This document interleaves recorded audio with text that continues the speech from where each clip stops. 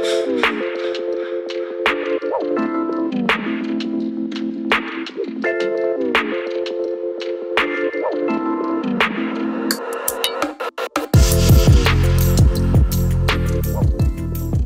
right, so I am sat here with my lovely wife, Jamila. Hi.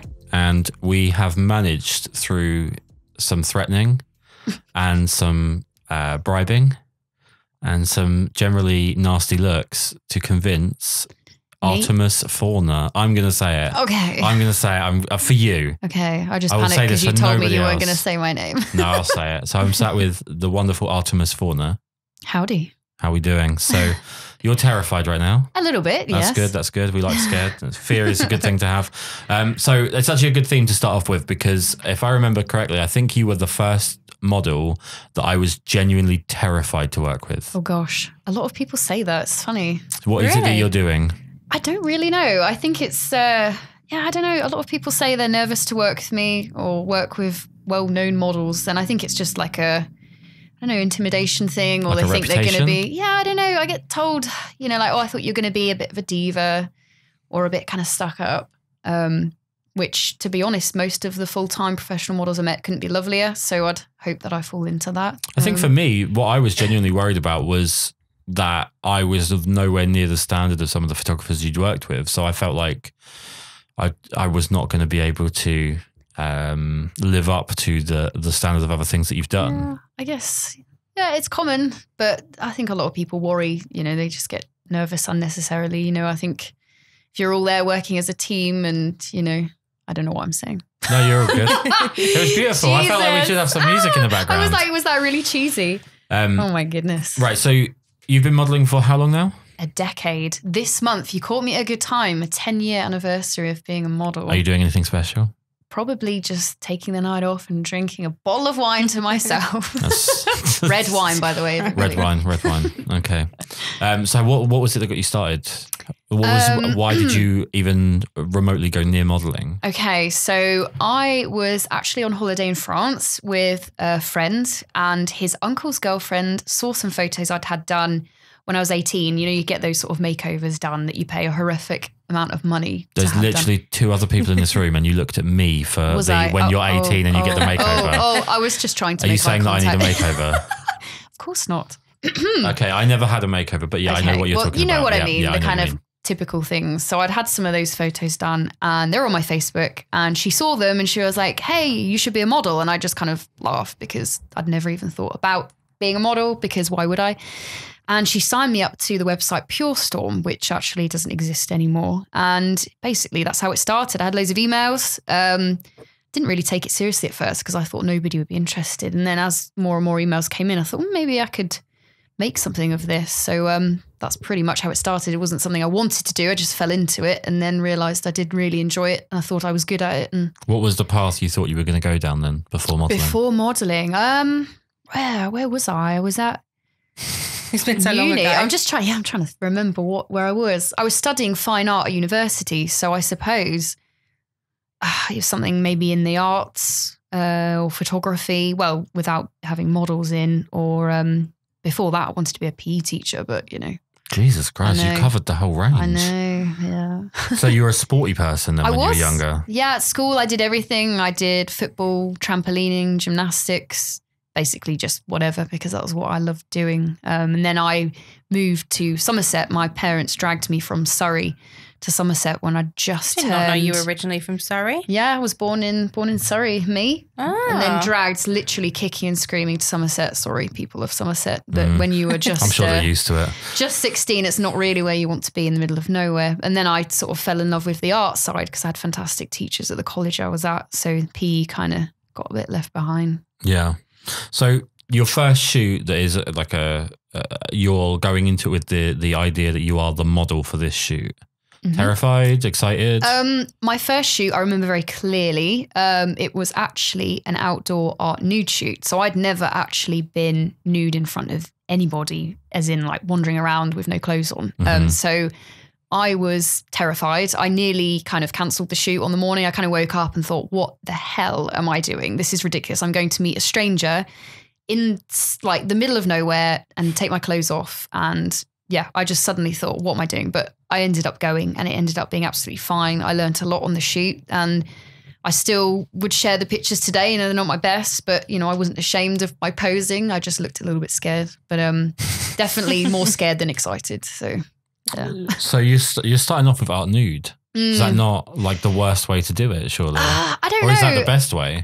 You kind of throwing yourself in at the deep end, so probably you're just getting the anxiety over with. Yeah, I mean, I'm quite a nervous person. Like I suffer a little bit of, you know, anxiety from time to time. So I think the way I do a lot of stuff is, you know, jump in the deep end before I have time to even think about it. It's a clever way to do things. No, it is. It really is. Yeah. It gives you no time to think. Yeah. The problem is I think, I don't know if this is, I think it's an English only trait. Because Americans tend to just think everything's going to turn out great. Yeah. I think an English thing is you start going through every possible terrible scenario. Yep. And if you just jump in, most of the time, it's actually never as bad as you ever think it's going to be. Yeah. I mean, people knew, you know, that specific shoot, you know, my boyfriend at the time, he knew where I was. I'd left the address. So I'd thought about the safety aspects. I didn't just turn up at a total stranger's house where nobody knew I was. But yeah, it wasn't something I planned at all, but it worked out fine. You know, it could have gone wrong. Some people it does. But for me, you know, it was something I realized early on that, you know, with my background of studying art and drama and PE, you know, I could use my mind and my body to create interesting images. So for me, it wasn't a bad thing, I suppose. You know, is that something that you applied to, or did the photographer approach you? Oh, I think he approached me. Yeah, I'm sure, because, you know, a lot of models when they're new, you know, they sign up to a website and you can get inundated with all sorts of requests. And it's very difficult and confusing as a model when you don't really know what you're doing. You know, you're sort of suddenly thrown into I don't know how to sort of say, thrown into a pool of... It's a very specialized thing, though. Yeah. It has its own language. It has its own, like most niches, it has its own weird unwritten rules and understandings and whatnot. Yeah. And when you come in from the outside, it's just like, Jesus fucking Christ, I know nothing about this. Yeah, you have to learn the lingo. You know, what does GWC mean? What does concealed mean? You know, it's kind of, and people they're not always very helpful. You know, you might go onto a forum and ask a question which everyone knows. Whoa. Did I use the F word? Are you saying people on internet forums might be dickheads? Maybe sometimes. Sometimes they might be. Only when they're on the forums, though, because when they're in public, they certainly calm it down. There's several people I've met over the years that have laid into me online that wouldn't say boo to a goose when I'm stood there in front of them. But hey, that's just life, right? That's just people. That's fairly standard. Just people. Yeah. And I didn't understand that when I started. I remember being really confused that, how old was I? I was 20 when I started modelling. And I just couldn't get my head around how there was these grown men on the forums talking to me in the most horrific way, you know, taking the piss out of how I looked and being rude about my body size, my hair, my piercings, my everything. And I just found it kind of fascinating, but also disturbing that, you know, these men who probably had daughters and grandchildren were talking to me in such a derogatory, strange way. And it took me quite a long time to sort of go over it. You know, I was actually quite argumentative in the early days. I got myself into a lot of arguments on the forums because I just stood up for myself, I suppose, which is just, it's a strange bubble. There's a fantastic analogy of what arguing on the internet is like, but because it's 2019, I'm not allowed to make it publicly. Oh, okay. We better not. So I'll save it for afterwards. Okay. But I think me and you both have had our fair share of, I think we might have even bonded on our first shoot over our run-ins we've had over the years. I think you did. I remember the first time, yeah. And one of the things I remember most about the first time working with you is I thought you were going to be very, very big, like tall, and not because you're a model, but I don't know how to explain this. I think the same thing when I meet like a celebrity, or when I meet someone that I've like idolized or really hold in high regards for what they do, I for some reason think they're going to be bigger. Yes. Like I'm going to be the child meeting them. Yes. And you're obviously a very petite person. You're quite small and so on. Do you ever find that the physical difference between yourself and a photographer can be intimidating? Have you ever been in a position to feel like they've been trying to intimidate you or anything like that? Yeah, I mean, to be honest, the most I've never really necessarily found physical size. It's more the persona, the attitude that they maybe bring with them that has made me feel intimidated. You know, I haven't ever thought, I mean, if they've been quite creepy or inappropriate and they are big, then sometimes I do step back and I think, sometimes I end up in situations, as a lot of models do, where you're away from home and you're in somebody else's house and maybe they are big, maybe they are being slightly inappropriate. And it's a bit like, yeah, this situation is kind of scary, really, because, although I can pack a decent punch, I'm sure it would be nothing, if they wanted to hurt me. Is it as much so that you just really don't even, you don't even want it to get to, I know you obviously don't want to get to that situation, but why is anyone in it for the negativity? That's the thing I think just because you can fight your way out of something doesn't mean you necessarily ever want to be in that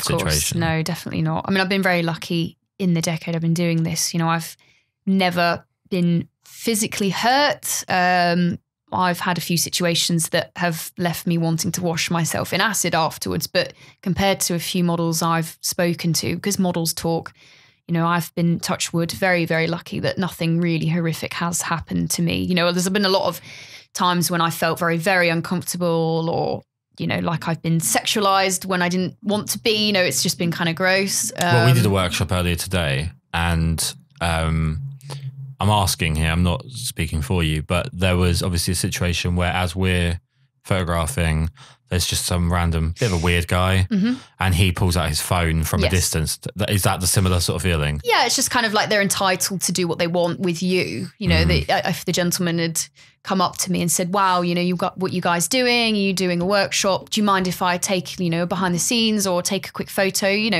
Okay, fine. It's not really what I want, but it's that entitlement that I have a problem with of like, well, you're just a body. You're your property. Yeah. You're a prop. I'm doing this and I don't care. I don't even have the decency to ask or speak to you. I mean, imagine that, noticing the fact that you see it with people that aren't photographers. I mean, everyone is a photographer in the sense, I guess they got a phone on them, but the fact that people aren't self-described photographers do it, it's more of a human thing. Yeah. It seems to be that people just have very little boundary respect for each other anymore. It's not nice. It isn't. It's difficult because you just don't know where photos are ending up. Are they sending them to their mates saying, there's this chick in a river in her little skirt, you just... To be fair, he did seem like the kind of guy that would use the word chick. Yeah, he turned around, didn't he? And he sort of shouted something, oh, are you filming? And it's like, no, just walk past, make a nice comment, these pictures look nice. Make and your move shit on. joke. We'll pretend to find it funny. You go away, feel like you did something, go home and just cry yourself to sleep. Kind of lechy. But that kind of behaviour is just helped and supported by how easy it is to use your mobile phone, the apps you've got on it, and stuff like that, and the fact that you can whip it out and flick up, and there's a camera. Jesus Christ! Oh my God! This is a family-friendly show. Sorry, I meant quick. Pull out your phone, and then on the phone you slide swipe up. Swipe up. Sorry, flick it and swick it, baby. He probably listens to this back and get excited. Sorry, guys. Funny. No, but I mean, it's just so easy. It's an unintended consequence of the convenience of that particular product. Yeah, there's just no, what was I going to say? Everyone's kind of forgotten. Oh, damn it. I had a good word and then I laughed and it's gone. Yeah, Jamila ruined it with her flicking the weird whipping stuff. and Jesus Christ. Sorry, sacred, I really came out of nowhere. That was the word. It's very, nothing's sacred these days. Privacy isn't really a thing anymore, I suppose. But do you think is that also a product of the desperation for fame that we now have with how many followers you have and your social media reach, that everyone thinks that you sort of project the fact that because you want the attention, you assume everyone wants the attention? Quite possibly. I guess it's a difficult line to, I struggle because I'm not the most social media savvy of human beings, but I suppose people could say that, well, you've got your Instagram, Artemis Fauna, you've got 40,000 followers. All right, give yourself a shout out. Bloody hell. Right? I've got to We do try. that at the end I've got here, to try. okay? We do it at the end. Okay. Oh, I've got 439. You counted down to the single... No, it's just because it was almost at 500 and then gradually it went away. Where you get those bot accounts that just disappear and then I start getting rid of them. Yeah. Oh. Well, you've done some blocking in the last month as well. Yes, I certainly have. It's always very therapeutic to do a good blocking session. Yeah, it's very cleansing. Get rid of those people that irritate you. Yep. So pull it back a little bit here. You obviously, I don't know how you want to kind of approach this particular subject, but you were really instrumental in creating one of the like foremost social media platforms for photographers and models. Mm-hmm. And like, what was the driving force behind that? Was it the lack of protection, or was Pure Storm just that shit? Or probably both. Pure to be Storm honest, was that shit. I know. Yeah, but I mean, we're talking about 2009 here, so pretty much the first year I started this journey. But yeah, the website that I was involved in, you know, we wanted to basically create something much better, more modern, much friendlier, something that did make people feel more listened to. You know, we wanted to take on board, you know, the kind of connecting social media sides, you know, Facebooks and Instagrams, and just make it more up to date. And, you know, I wanted to be a little bit more hands-on with the safety aspect, you know, the fact that I was a model. You know, in the early days when I was involved, you know, I had a lot of models directly come to me about safety issues. And I think it was nice that they felt there was a real person to talk to and that they were being listened to. And one of their own. Yes. Right. Yes. And someone that would understand exactly. So yeah, we wanted to create a better place. But obviously I haven't had anything to do with that particular website for a long time. It's funny you say it being you wanted like a friendly place. And obviously, I guess since your exit from that scene, it's gone the complete other way and it's turned into a bit of a cliquey mess. Yeah, it has its moments. I mean, I can sympathise as a website or any company gets bigger and bigger. It's more difficult to give it the personal touch. So I do understand it's difficult. I mean, I think customer service and how you talk to people on the websites is always a really important thing. Sometimes that's not always the best with certain websites, which is a shame. But, you know, it's a difficult job. I can imagine stressful and kind of stuff. But yes. It's more than anything. I mean, I think people will be shits. And I generally find that if you give men a hobby, it's usually techie related or it's thing related. It's not people related. It's thing, and they are terrible at the people side of the thing. Yeah, it does. Again, it's one of those things I've always found fascinating. That, you know, I work with many photographers and have done, and not all of them. Most are lovely, but occasionally you work with someone who they just have no social skills whatsoever. You know, they couldn't even chat up an apple. You know, and I sort of think to myself, why have you decided to take this hobby on board? You either, one, are like terrified of the person standing in front of you, which makes her quite an uncomfortable shoot for the both of us, you know, because I like to think I'm quite a chatty person. I can make people feel quite comfortable quite quickly because I've been doing this a long time. Right. But, you know, they're just terrified, or they just want to put you down, or, you know, so I don't know why. I think what people need to do, if you're going to start photography, yeah, working on social skills is so important, you know, communication and yeah, I don't know. I've said it 1,000 times and I'll say it 1,000 more that I think people buy a camera as a social crutch and it's a terrible social crutch because it's already an anti-social crutch because people generally don't like people that are there with a camera, right? If you're hanging about anywhere where there's like kids or families or anything like that, and you want to take a picture of some flowers at the park, but there's kids at the park, don't take pictures of the park. Don't get the camera out. So to rely on an antisocial device to be your social crutch is obviously a terrible move. Yeah. No, I do think they sort of think, some think that, you know, they buy the camera and they're just sort of, well, I suppose in a way they can get access to people, but I think, you know, it's just so important. Please be able to talk to another human being if you are going to take up model photography. Like, you'll have a much nicer experience. The model will as well. Your images will be better. You know, just start from the bottom and work your way up, you know. Take beautiful picture of a still life or a flower, you know, animals, and learn then to talk to the flower. Yeah, learn exactly. to talk to the squirrels. Once they talk back, maybe you probably had a bit much at that point. And sniffing too many flowers. And over the 10 years that you've been doing it, if you were to just absolutely ballpark a figure at me, and I mean really just a round number, how many photographers do you think you've actually worked with? Oh my gosh, numbers isn't my good thing. I don't even know where to begin. So you shoot, how many times a week do you shoot? Well, average. I mean, if you say like 7, I'm going to give up because I can't 7. do that kind of maths. It needs to be nice and round. Let's just say let's just say 3 times a week. Mm-hmm. I mean, obviously I do tours for 2 weeks and I'll be working sometimes 3 shoots a day. But let's just say it averages out to 3 days a week. And was there a period in that 10 years where you were like, I need to shoot as often as possible? So you were like almost burning yourself out? Can I say, for the last 10 years? Right, okay. No, I mean, no. It's not a really considered thing though. I've spoken to a lot of photographers over the years doing workshops and stuff. And a lot of feedback I get off of models is the burnout because it's a very demanding job mentally. I am, although I think people get the wrong end of the stick with the way that I speak because I'm very frank and I'm very honest, I'm very much a friend of the model in the sense that if you are a real model and you are really trying and you actually take into account the respect and the feelings of the people that you're working with, and you are there for something other than like getting something up on social media as quick as possible and, you know, filling your wallet, you actually have a bit, even if that is all you're there for, if you can show a little bit of respect, I'm there all day to praise the hard work and the difficult nature of modeling because mentally it's got to be exhausting. You interact with so many different personalities and you always have to be adaptable.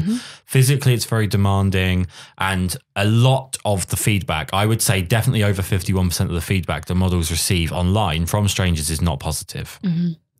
So it's a very demanding job. So I don't think people actually realize, especially non-models, realize that there's actually a severe burnout factor. I was talking on an earlier podcast with Eliza Watson. She had spoken about it. I think almost every model I've spoken to has talked about a burnout. How do you deal with the burnout? Do you just literally walk away and have nothing to do with any of it? Or? To be honest, I'm probably the worst person in a way to talk to about this because I do not know how to balance my life. I mean, I've spent, I keep saying it, the last 10 years of my life doing this non-stop through university and then obviously full time when I graduated, and I haven't really taken a break. You know, every single holiday I've ever had since I started hasn't been a normal holiday. You know, I can't sit in a beer garden with a strappy top on. I can't get tan lines, even just stupid stuff like that. Like I cannot get tan lines, which sounds like a really stupid, laughable thing to say, but you have to be aware of all these kind of things. It's mental consideration of that stuff. Like on your day off, you have to think about it. On your week off, you have to think about it. If you go abroad to have like get away from modeling for a week, the whole week is thinking about modeling because you have to take into account. You can't cut your hair the way you want to cut it. You've got to cut it with the career in mind. And everything. You just, everything, every decision in your life. You don't get a chance to relax. And then even if I am, you know, on holiday, you know, I, like every self-employed person, you know, the admin just builds up so quickly. You know, people say to me, oh, I'll take a couple of days off. And it's like, sometimes I do, but then the couple of days off gives me 3 more days of admin to catch up with. So it's kind of like, I try and have a steady flow of what I'm doing to stop the kind of mountain of admin building up. But yeah, holiday, even, you know, if I go somewhere nice, all I can think about is, oh, I should be posing here, or this would be a great shot. So really, I just really need to be locked in a dark room or something. That would be the only way to stop me. Maybe just dose me up with something to knock me out for a week. That would literally be the only way to stop. This feels like a request. We don't do that kind of stuff. No, actually, please don't do that. No. But in the long run, do you think that's going to have more of a negative impact on you, that you haven't really had the chance to switch off? Because you also travel a lot. So even when you're here in this country, I mean, just like to us today, you've travelled. So you travel a lot, and driving takes it out of you as well. So doing all of that plus the work, you know, it's quite hard. A lot. I mean, I must, you know, right at this point in my life, as of right this second, you know, I am realizing more and more that I think I've pushed my sort of limit a little bit recently. You know, I'm quite mentally exhausted, emotionally, you know, without sounding like a sob story. I've just got a lot going on in my life, and it's, you know, working as a full-time model and doing the trips abroad that I do. I don't actually have time for me. You know, I don't have time for a social life, a personal life, a private life. And that does take its toll. You know, I've lost out on a lot of situations, you know, relationships have been difficult with the traveling that I do, and the mental, you know, because you touched on the subject a little while ago, but shoots for me aren't just shoots. You know, you are engaging with another human being. You are caring about that. You know, I put a lot of ideas into the shoot. You know, I sometimes work with someone, they book me for 8 hours, they turn up to a shoot, they have no ideas. They literally don't have one. And I have to spend the next 8 hours coming up with every idea, all the styling. Sometimes the people expect me to do lighting. I've had people hand me their cameras and said, what settings do you think they want to be put on? And if you do that several times a week, you know, when you get to the weekend and maybe your partner, if they're a photographer, they want to shoot, you just don't want to do anything because you've exhausted you've poured out your soul to these other human beings, because I can't help but want to do that because I care and love my job. But it leaves me like a shell, basically, you know, and that sounds a bit dramatic, but no, I'm with you. 10 years of doing that, you know, I do struggle with sort of mental health a little bit. And, you know, I do have really dark times, but, you know, it's... No, I'll tell you the truth, in all honesty. I mean, we're not going to turn this into a sort of round table intervention for each other. But I've obviously, where I do weddings for the last 5 years, I keep getting this wrong, 6 years, whatever it is. I know, it's weird. For the last half a decade where I've been doing that, I can have the most difficult day where I blow my knee out and the lighting's impossible to work with and the weather's giving us all kinds of problems and so on. But if you get like a thank you at the end of it, you're like, okay, like I feel like I just threw everything I had at that, and they saw that, and like, I had that last night. It was really nice. Yesterday was not the easiest day. And I'm at the end of a fairly difficult run of weddings. And as I was leaving yesterday, the couple both came outside and they said, you know, really want to say thank you for everything you've done for us. And I was like, you know, that changes you. I mean, I was in a different mood coming home. I was awake. I was alert. I was more like positive. And I woke up this morning at before you, which is a shocker for a self-employed person. And I woke up feeling good about what I do for a living. And over the last month, 2 months, I've done a significant number of weddings where the only interaction you have after you've done everything you can for people is they just go, can you hurry up with the photos? Yeah. And it's like, okay, so just for the sake of perspective, it's not really relevant, but I have a 15-day turnaround for weddings, right? Because I don't want to have more than that because backlog of editing, I'm allergic to it. Yep. And you've got 15 days. Like, go on a honeymoon. Like, you don't want your wedding photos the day after your wedding anyway. And I think that when you don't get not the gratitude to sound like I'm being a spoiled little bitch, but when you don't feel like you get the appreciation for what you've poured in something, it burns you out twice as hard. The energy, but the energy you've put in is almost doubled in the loss of what you've put in. And maybe I'm going to go ahead and do this for any particular photographers that happen to be listening. Just start appreciating the work that people put in. Every workshop we do, at the end of it, I make sure that there's appreciation put towards model, especially today. Let's just say a thank you right now for today, because you just got into absolutely freezing water and got attacked by a duck. I know, a herd of ducks. I know it's not actually a herd of ducks. I know it's not a herd, but a quackle of ducks. A quackle, it was quackers, I tell you. It was crazy, yeah. Oh my God. But yeah, it's about just putting in the appreciation for what other people have put in and understanding. I mean, if you're doing something as a model where you're doing the lighting, you're coming up with the styling ideas, and you're even telling them the camera settings, they're paying you for company. Yeah. And then they leave in the reference, Artemis took direction well. And I'm not even joking. Like, really? Is that really what you think of me? But you took the direction of do it all really well. Yeah. I directed well. Maybe that's what they're trying to say. Right. So this is something you're going to be an absolute expert at for helping me on for definite. When it comes to working with other models, especially like where there's a specific theme that you're working down or anything like that, how much of it is a give and take in terms of posing? Because to me, like you said it earlier, posing's like dancing. And I think that's a really good analogy. But when you have a partner, how hard is it? Do you ever have someone that maybe isn't particularly fluid, or they do it in a different way? How do you deal with that? So so I've got a few models I work with regularly. Karl Monaco, Ivory Flame, Ayla. There's lots of other amazing women, and I'm just scared to make a list. But those three come to mind, particularly because I've worked with them a lot. And when you work with someone, it's like anything, you know, when you've got a partner, you really learn how to move with each other. You sort of almost can read each other's minds, how your bodies work together, what people are comfortable with. So I really, really enjoy working with models that, you know, I know really well. But the most difficult I've found over the years is when you work with a model who is a fantastic model, but they're just doing their thing. You know, they're just posing, pose, and they're not working with you. So I found myself, it's almost like you feel like you're furniture. Well, yeah, like you're running after them and you can't quite keep up with them because you're being sort of forgotten about. So I find that quite difficult. And it might just be they're nervous or they just maybe aren't as aware. But it's when you're almost sort of chasing them, then I feel a little bit like a creep because I sort of feel like, do they want me to be interacting with them? Do they want me close to them? You know, they're just doing their thing and I'm watching what they do. And, you know, there's no give and take. And I think it's really important, you know, when you're working with another model to just even, you know, if you've got a shoot together, you've never met, you know, arrive a bit early, have a cup of tea, sit down.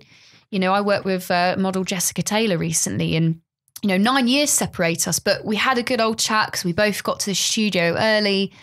And, you know, by the time the photographers were shooting us, they were like, wow, how many times have you guys worked together? And we were like, this is the first time. You know, I think it's just like anything. If you're meeting a new person, you know, chat, open up, you know, say some jokes, try and be funny, make people feel comfortable. Yeah. But just be aware of each other. You know, look at how he's moving, she's moving, and work as a team. Yeah. That's the most important thing. Do you ever find yourself booked in for a job with another model and stylistically you just cannot imagine how you'd work together? Like they're covered in tattoos and whatever and you're not, or like, you know, there is some really obvious aesthetic reason that you're not going to work well together or maybe wouldn't expect to work well together.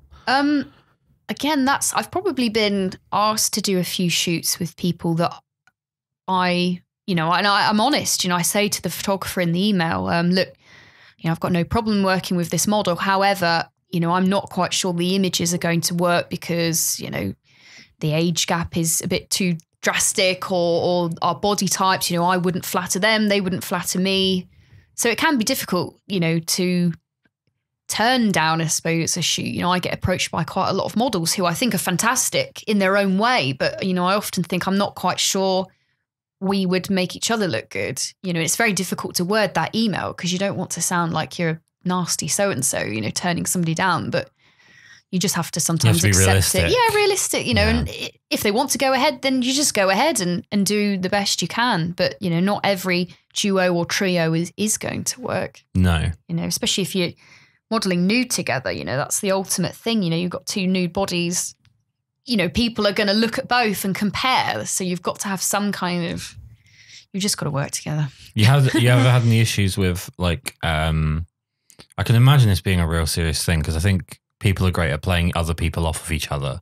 But do you ever have a situation where you'll have a photographer and there's two models and he'll be favoring one over the other and almost feel like kind of winding one up against the other one?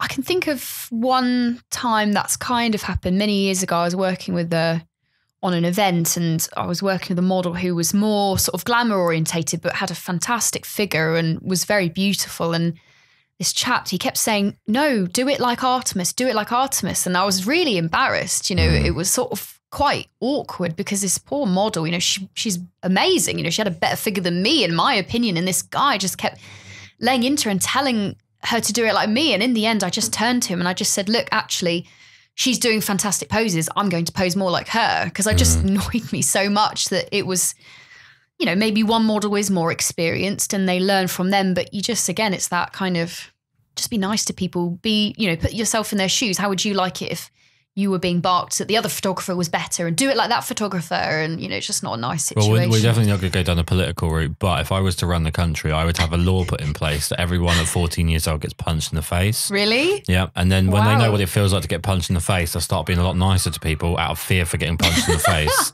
Maybe. Okay. That could maybe work. One of the things that I found working with you, because obviously we've worked together like once a year for the last 4 or 5 years or whatever it's been. One of the things I found working with you is that you are one of the few, very, very, very few models, I would say. You're almost chameleon-like. You can do so many different styles and not just like do them, but you can pull them off really well. That's the biggest compliment ever for me. Well, it came from me and I never compliment anyone apparently, so there you go. I'll take that one. But no, I just think you're one of the few, I can think of 3 off the top of my head that I believe can actually do more than 2 styles well. I can think of 2. One of them's you and then I've got Carla. But then I haven't worked with as many models, so. Yeah, and I've got the absolute terror of not naming the right people and then getting attacked by the other people. I don't want to upset anybody. But yeah, you're one of the few people I'd say, I mean, we've done androgynous stuff together. I think you're brilliant at it. I wish we could do more of it, but you're almost impossible to pin down to actually do some work. So maybe we should start booking you now for next year. Yeah, 2020 bookings. Don't advertise it on here because then I won't be able to book in then. Oh God. But yeah, no, I think you've done the androgynous stuff absolutely brilliantly. Almost, I love that. I don't think I've seen another female model do as well with that, other than like where there's such a huge team behind it that it's almost impossible to work out who did what. Yeah, but it's not just the look with that. It's the attitude and the poses and how you shape your body that makes it work. So it's not just become like, it's interesting you say it because a lot of people, a lot of models over the years have emailed me and said, "Hi Artemis, can I rack your brains? How do you do the androgynous stuff?" And I just sort of reply and I just sort of said, well, when I do it, I am a man, like not in a weird way, but you just have to think that way. You have to feel that way. I feel like, okay, I'm not manly man, but that's who I am today for this shoot. I am a man, and I just change my. It's weird. There's poses that, as Artemis Fauna, I often do portraits with my chin down because it makes my cheekbones look really nice and it flatters my face. But when I do the androgynous stuff, I look amazing with my chin up. If I did that as Artemis Fauna, the girly one, I look like Jabba the Hutt. Like, it doesn't work, okay? Like, seriously. But as the man, it does. And I don't know why. Whether it's the mental, I think that's the thing, actually. Like, the mental part of modeling. If you can switch that on and off and become different characters, like, it's so powerful. So maybe I look fine with my chin up normally, but I do look good with it as a bloke. What can I say? Well, you kind of, I mean, Jamila, you pretty much nailed it. I was thinking, like, is it a method thing? Is it like when you're going into like you just did I think I don't want to get this wrong, so I apologize, but like a 60s or a 70s? Yeah, the 70s. 70s. I wouldn't say 70s, and I was like, no, it'll be 60s, because whatever one I pick will be wrong, and then I actually double bluff myself. Oh. But you've just done that, and obviously, like, it's, to me, and I'm only looking at this from the outside, I wasn't there, but I don't feel like people are coming into that with the same level of preparation as what you do. Like, I know with some of your vintage stuff in the past, we actually, I spent a night at yours going way back, a couple of years now, on the way back from a wedding. You kindly put me up for the night and we shot the next day. And you were talking about all of the vintage stuff you'd picked up for a workshop or a group shoot or something. I can't remember what it was. It was like a shooting day. Yes. And all of the vintage stuff and how you'd like got period specific stuff to go with other period specific stuff. And then I saw some of the photos and there's like softening filters and good old stocking over the lens. Like the level of the thought in the props, the depth to what you're putting together, I think is just so underappreciated. And I don't know, maybe I'm being a bit of a dickhead here, but I don't know whether or not the people that engaged on that day understood the level of prep that went in. I saw it from a very small point of view on the outside. I have to say it's something that I don't see with anybody else, is the level of thought that you put into what you want to do. I mean, I'm probably the worst person for it because you'll message me the day before a workshop and be like, so mood boards, what are we doing? Yeah. So I'm obviously appreciating this from a very contradictory point of view because I'm probably the worst person at not offering this information. But your level of prep that goes in, is that passion for the job or is that you as a person?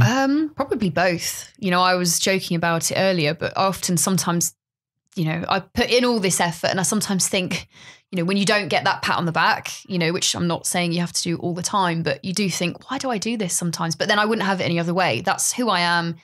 I wouldn't change it for the world. I do put a lot of effort into things because it makes me feel like I'm doing it right. If you're going to do something, you have to do it right. And there has to be depth to it. Like, I don't know how to do it any other way, which is probably why suffering burnout, because. So is it the case though, that if the lack of reciprocation for what you're doing hit zero and like no one you weren't getting the feedback from it that you would obviously love and you definitely deserve, would it be a case of you're not the kind of person, I don't think, that would just stop caring but carry on working? I think you would stop working and you would do something else. Who knows? Quite possibly, because I think when your heart is in something, if your heart breaks, that's it with me. Yeah. So, I mean, I don't know. Hopefully it won't come to that. I think, like anything in any job, you get the people that do appreciate and do respect the amount of hard work that you put into things. And you get the people that, you know, I had a few people turn up to the recent 70s event I did at the Hacienda.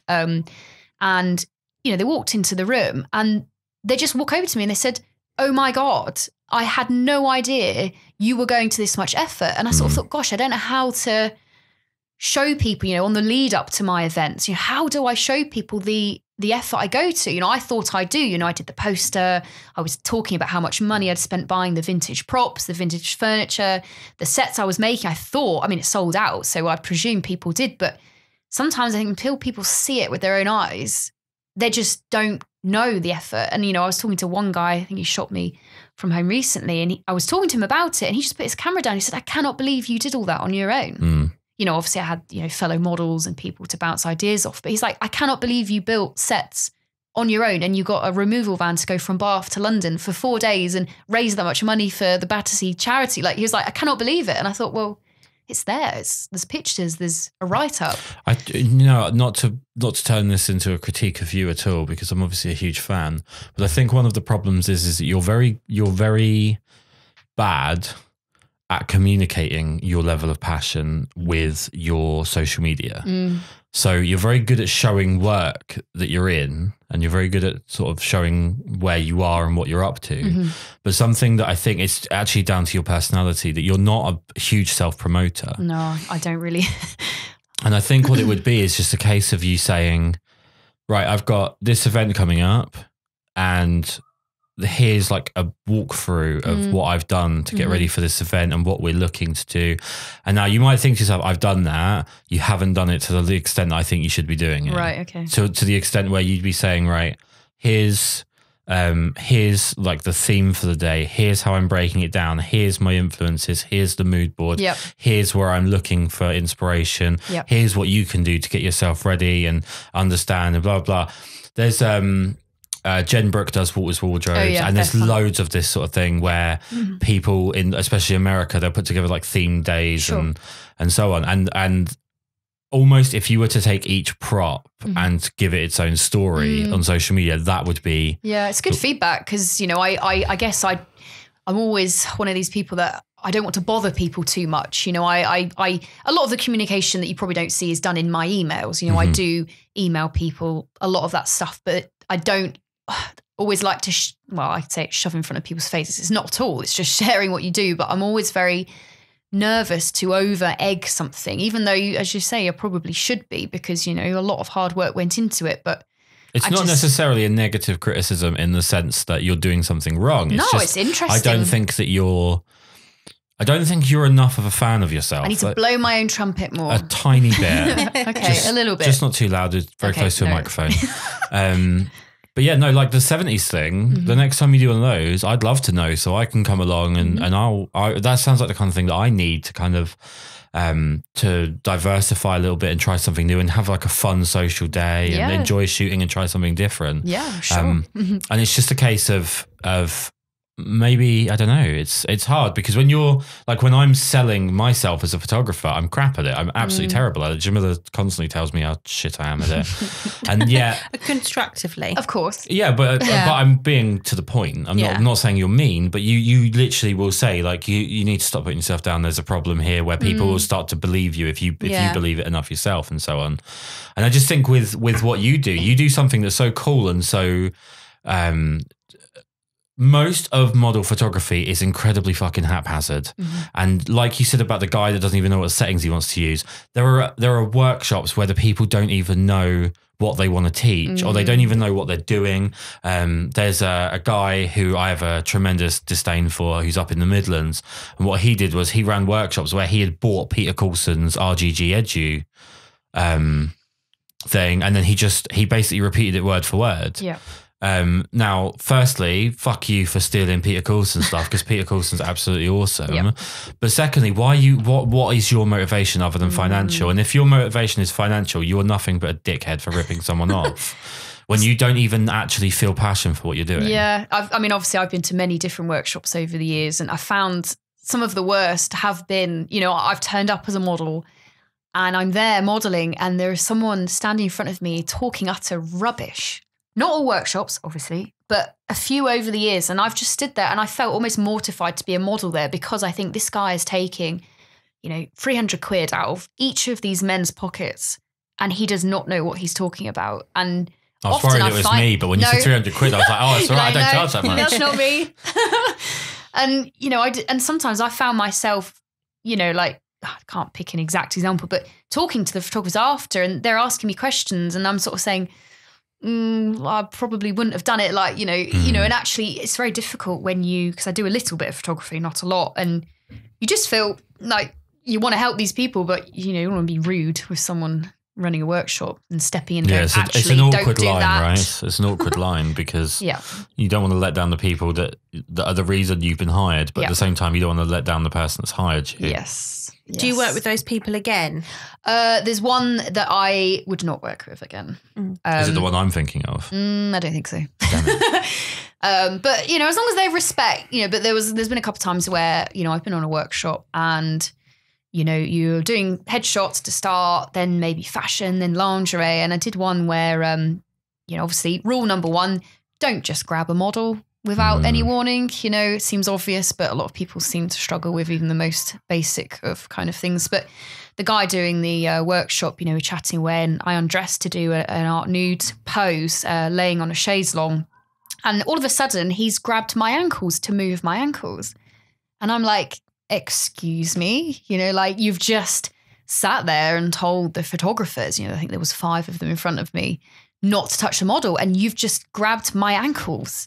And I sort of, again, I'm in a situation where, inside I'm going, get the fuck off me, you dickhead. But, I don't want to be this sort outside, of you're just diva. Pepper spraying him a bit. Stab. But, and I looked over at the photographers and did a sort of, you shouldn't do this face. But it was really awkward for me because, I didn't want to make a scene, but also I'm not happy to be grabbed unnecessarily. I think I'm capable of moving my own ankles as however old I was, 25. I kind of went off on one a bit then. No, it's fine. I mean, what saves me quite often, and you definitely don't have this, is that I have the pre-built belief that I'm going to be rude from people. People already look at me and think I'm going to be rude. Or people that have heard anything about me think I'm just going to be a horribly terrible, rude person. Mm-hmm. So I can get away with it really easily, because I can then just be a bit rude and I'm actually still winning on the majority. The aggregate score is still in my favour. Yeah. I mean, with something like that, if that's me, I just go, so is this an example of what we're not supposed to do then? Yeah. I mean, I really make a point of you do make yourself look like a dickhead here, mate. Sort that out. Yeah. I think as the years have passed, I've become better. And it's still difficult, as many models that are experienced that still end up in situations regretting, thinking, why didn't I say something? But it is that constant fear of, being in a room full of clients, photographers, and being the one that suddenly, it's the classic kind of male, female, like if a male was like, oh, dude, get the fuck off my ankles. If a woman said that, it's taken very different. You are suddenly a drama llama or a diva queen or drama llama. And it's very sad. It's we joke about it, but it is the same situation. I think models need to know that it's okay it's okay for them to say, if they're out there and they're feeling really scared about that situation, it's perfectly okay for them to say, no, please don't touch me like that. Or just to pull them to the one side and just say, look, I don't want to cause a fuss or anything, but I'd appreciate if you didn't touch my ankles or whatever, and it's okay for them to say that. Oh, definitely. And at the end of the day, if the photographer is if there's gonna be any backlash from him, then the best thing to then this person is not someone I want to continue to work with. Yes. Even if you finish that event or whatever it is that you're doing, you'll just have this mental note that, okay, next time I'll either be much more prepared or I then won't come back to him. But it's okay for them to say. They should never feel. They don't feel scared. It's all right. Yeah, you're right. I mean, it's I try now. When I get new models messaging me, or even when I meet people, I always say that don't be afraid to stand up for yourself. Don't be afraid to report people.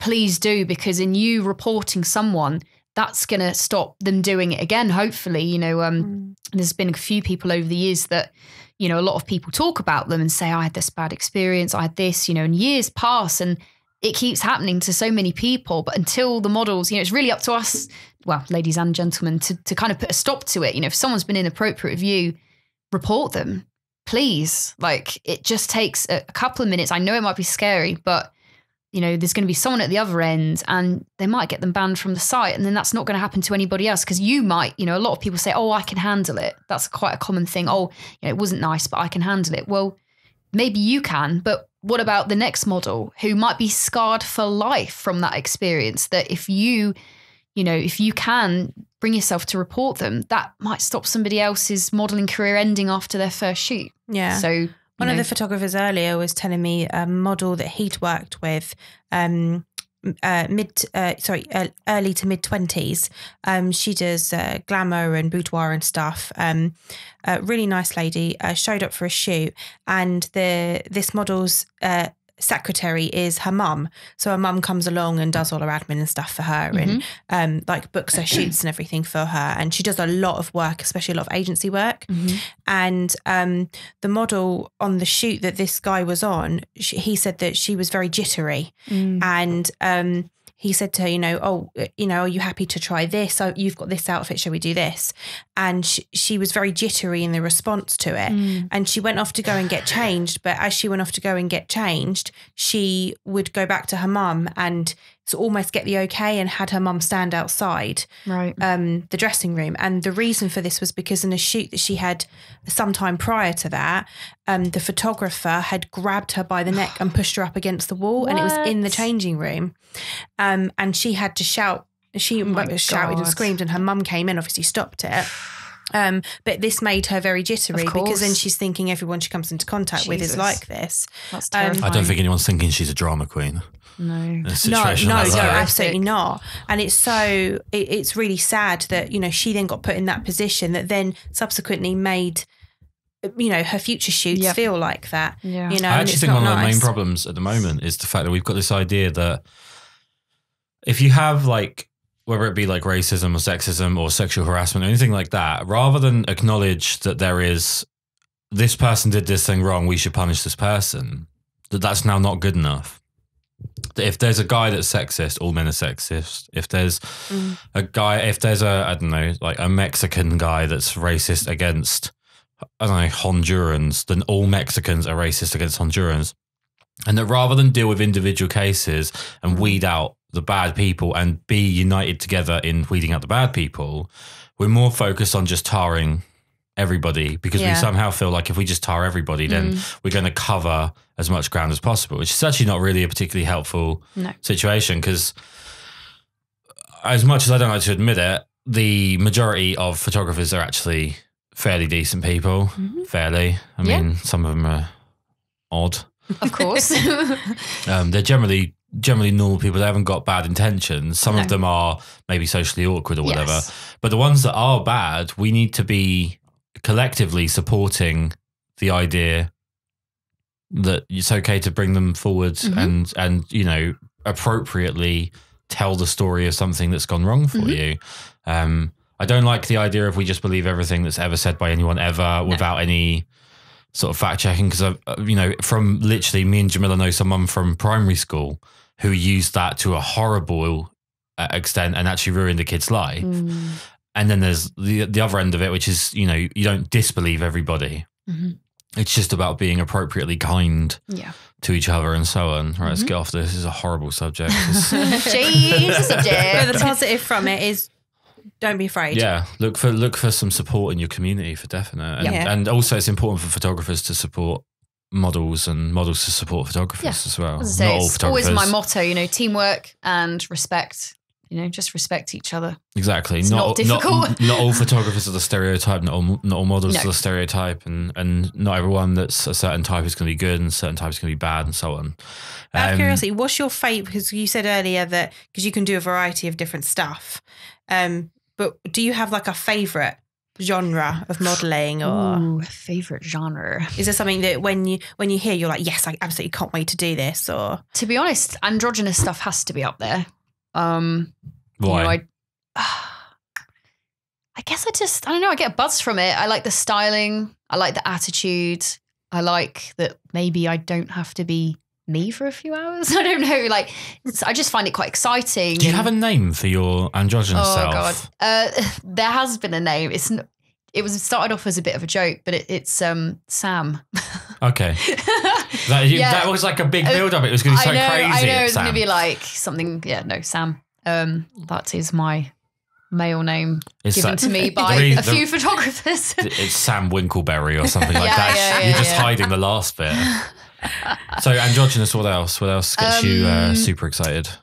Like cool location, I suppose. Like, you know, my roots are the classic art nude stuff. So if you plonk me somewhere that's not going to make me freeze and looks awesome and there's loads of like cool bits to pose in and do funky shapes in, like that really gives me a buzz. Sorry about freezing you earlier. No, it's fine. I decided to dive into it. Wasn't even in a cool place. It was in a pub car park. It looked beautiful. The water was crystal clear and the ducks were feisty. They were feisty. They were. But yeah, those two, I think. And obviously, you know, the theme stuff. You know, I've run lots of theme shoots over the years. I used to do the Jack Vetriano stuff, you know, Helmut Newton. On the Artemisian trips abroad we host a different theme on each one. See, there's less and less of that lately. Not from you, but in general, of the like a Helmut Newton themed thing or whatever. And I think the reason might be, and please correct me if I'm wrong here, but a model's not clued up enough on styles anymore. I don't. Do people just know Instagram and they don't actually know any interesting... To be honest, I think it's become a bit of a trend over the last couple of years. And I'm not claiming to be... No, I am claiming to be a trendsetter. Screw it. Not that I have been in my life because I'm a loser with no fashion sense. But, arrogant. Yeah, I know. Was that a bit too much trumpet? No, Damn it. It's fine. Can't get the balance right. It's exactly the right amount of trumpet. I really need a violin sound now. Yeah. So I've noticed a lot over the last couple of years, like more people are doing the themed shoots and more photographers are expecting more from events and studio days. You know, like I could put up a casting call on Purple Port and say, art nude model going to this studio for the weekend. And, you know, I'd probably get bookings and it would fill up eventually. But if I put art nude model running a Helmut Newton theme, it sells like hotcakes and people have cottoned onto that. But my concern as being the perfectionist that I am and putting the heart and soul into the events is a lot of people are cottoned onto it, but aren't really doing it as well as I would do it, for example, you know. And often I think, I mean, it's none of my business, but I look at things and I think, I wish do people see the difference between like my events and somebody else's? You know, do people appreciate that? And that's the trouble. It's getting watered down.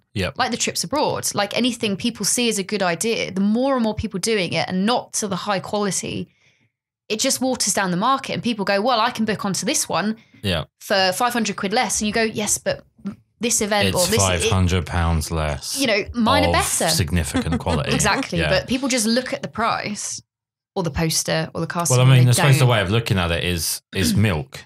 Mm-hmm. If you're going to take a percentage off of milk, you're taking the cream off. You're not taking cream, baby. The water, are you? That's at the bottom doing nothing. So what you end up with is the kind of the 1% shite that people have in their tea. They might as well just have some white water. I'm the cream, bitches. Yeah. So if you take off that like top layer, that extra bit of money that people maybe don't think is relevant because the country is the same country, what they're actually getting is the absolute base level of something. Yep, I mean, that's a good analogy. I don't really get. I don't get people that get into photography and then try and find the financial shortcut. Yeah, that is a. Well, and I'm not saying that from a point of view of being rich. Just to clarify, I'm poor as anything. We're not rich. Yeah, and you know, I've got by on the most. I'm making sure we're not rich, Jamila. There are many cars. We're sat in my podcast studio, but we don't get to eat dinner tonight because I spent all the money on mics. The biscuits are for. Yeah. They're 4 years old. No, I agree with that. You know, they're like, oh, well, I've spent all my money on this equipment, but I'm not paying a model. It's sort of... That's incredibly counterproductive, isn't it? Yes. So the side of you that's a photographer, does that help with the side of you that's a model and vice versa? Definitely. Yeah, I think understanding, you know, I'm not the most technical photographer. Well, not technical at all, but I think having that basic knowledge of what a lens does, you've got an 85 on or a 135, or you're shooting at 1.4. Like I really have found over my career that it has helped understanding that, even just knowing what angles to move my body, or, knowing that the harsh light is falling on my nose, or, if they've got an 18 mil on the camera and they're shooting portraits of me, it's going to look like I'm a conehead. So definitely, there is nothing wrong with coneheads. Well, come on. I suppose there's a time and a place for a conehead, but what not woman always. doesn't want to look like Dan Aykroyd? I know. Exactly. I mean, come on. So I think as long as you know how to use that knowledge, if I walked into a room and a photographer's booked me and I say, I know about photography, listen to me, obviously that's not the right way, but to work, again, it's the same word I keep saying, teamwork. I think having that knowledge has helped and will continue to help me be a better model. Right. For sure. And when you're shooting models, is it the vice versa? You're kind of better with helping with posing and I think or so. communicating what you're looking for? Yeah, I think seeing the angles. You just grab their ankles. Yeah, I pull them around and slap their ass and tell them to get their tits out. No, I definitely never do that. We had this earlier with my careful demonstration of how you label the body parts of a person, like shoulders, chest, hips, not other words that could be used for those areas. Yes. And you could see like the oh yeah. Yeah, that's a good one. Yeah, there's other I better not words. say the T word. Right. Have you So thought about teaching? Sorry. yeah, no, Great it's question. actually pretty much going there. Yeah. Oh, yeah. Have you thought about teaching models? Because there's been a few models, put in inverted commas, that have wanted to teach other models how to model. Literally no effort put into it or anything like that. And so I'm just, because you're very good at what you do, you've had many years of actual experience, photographed with many different people all over the world. And because you do so many different types. And you're an incredibly thought out, considerate person with what you're doing. Everything you do is deliberate. Yeah. And you put in so much effort into what you're doing. Is that something that you've thought about doing or would consider? Yes. So, yes. So there's several things that have kind of stopped it happening. One, my diary. Two, probably slight lack of confidence in saying, hey guys, I can do this. And three, when I get on sort of a weekly basis, but I get a lot of emails from models saying to me, I want you to teach me. How can we make this happen? And a few times over the last couple of years, I've booked in tuition days, whatever you want to call them, where I just say, okay, guys, turn up in the morning, I'll pick you up from the station, we'll go and grab a coffee, come back to, shooting location.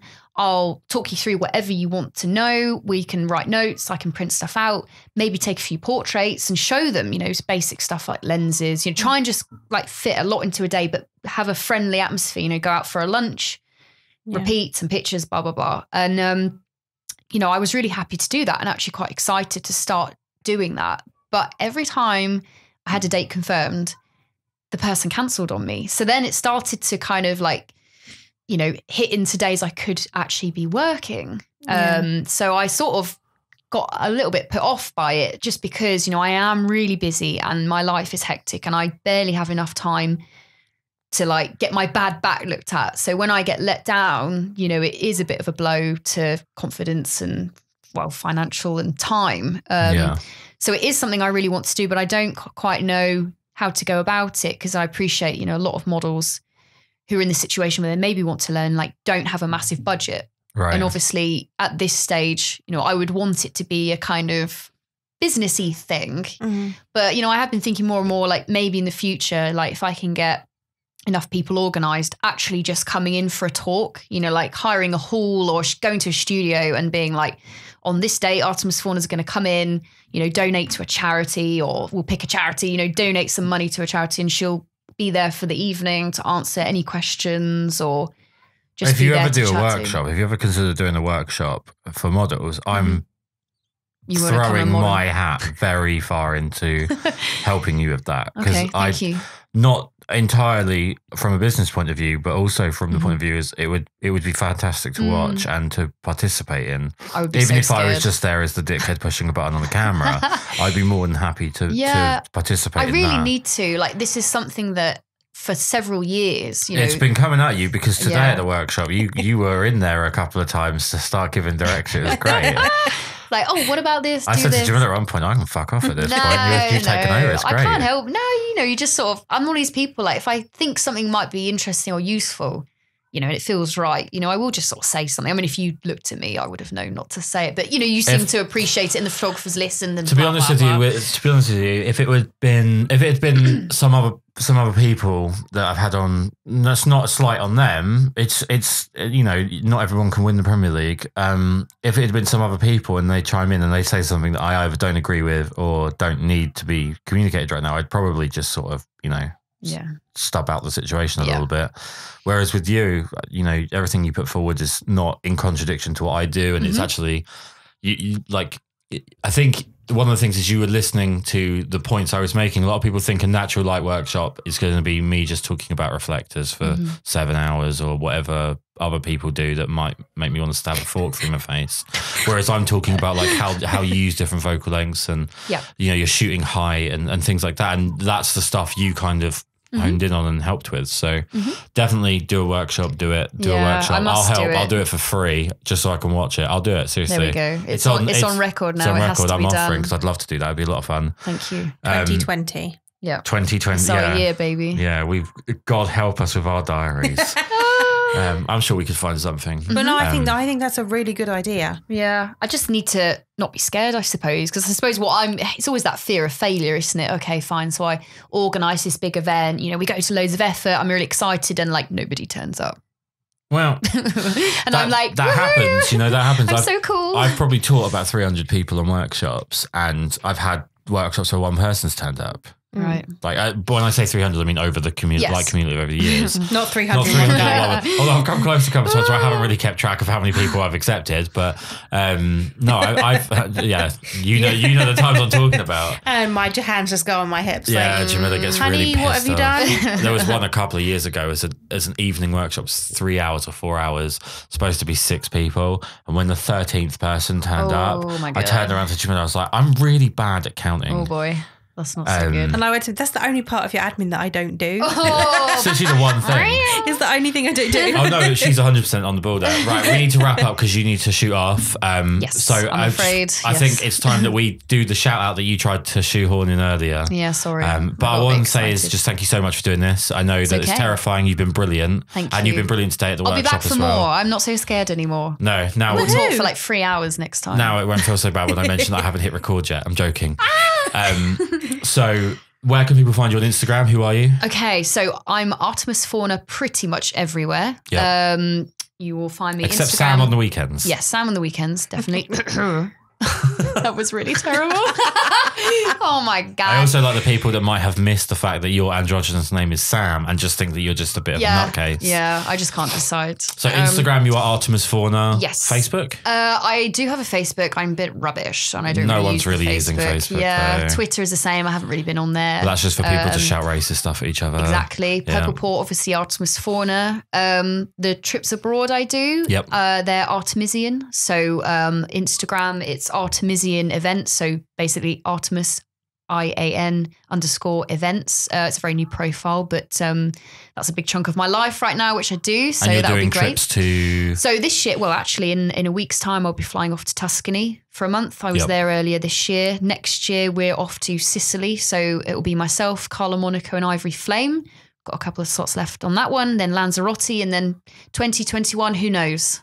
Lots of exciting places to go. Mm-hmm. Yeah, we'll get that workshop booked. And that workshop. Yeah, you definitely. will get that workshop booked. Right, thank you so much. That's okay. Thank you for having me. Bye. Until next time. Bye.